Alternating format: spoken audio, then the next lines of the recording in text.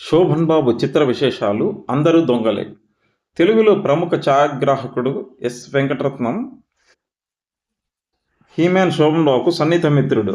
ఆయన పల్లవి ప్రొడక్షన్స్ పతాకంపై నిర్మించిన తొలి చిత్రం అందరూ దొంగలే. 1972లో విడుదలైన విక్టోరియా నెంబర్ 203 అనే హిందీ చిత్రం ఆధారంగా తెలుగులో అందరూ దొంగలే చిత్రం నిర్మించబడినది. అందరూ దొంగలే చిత్రంలోని మహానటుడు ఎస్వి రంగారావు మరియు ప్రముఖ నటుడు నాగభూషణం పోషించిన పాత్రలకు తొలుత నటరత్న ఎన్టీఆర్ మరియు నటసామ్రాట్ ఏఎన్ఆర్లను అనుకుని ప్రకటించారు కూడా. కానీ కారణాంతరాల వల్ల అది కార్యరూపం దాల్చలేదు. ఒకవేళ అది నిజమయ్యి ఉంటే తెలుగులో బిగ్గెస్ట్ మల్టీ స్టారర్ అయి ఉండేది ఆ చిత్రం.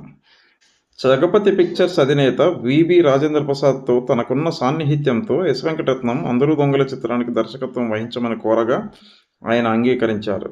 తన స్వంత చిత్రాలకు కాకుండా విబి రాజేంద్ర ప్రసాద్ దర్శకత్వం వహించిన ఏకైక చిత్రం అందరూ దొంగలే.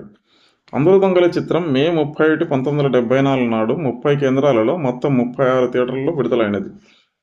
అందరూ దొంగలే చిత్రం విజయవాడ వినోద మరియు వెంకటేశ్వర ఏసీ థియేటర్లలో విడుదలై వినోదాల 45 రోజులు హౌస్ఫుల్ అయి ఫుల్స్లో సిటీ రికార్డు సృష్టించి డైరెక్ట్గా 100 రోజులు ప్రదర్శింపబడినది. అలాగే వెంకటేశ్వర థియేటర్లో మొదటి వారం అంతకుముందు రికార్డుగా ఉన్న బాబీ మరియు హిందీ బంగారు బాబు చిత్రాల రికార్డులను దాటి 65,343 రూపాయలు వసూలు చేసి సిటీ రికార్డు సృష్టించినది సైడ్ థియేటర్లకు.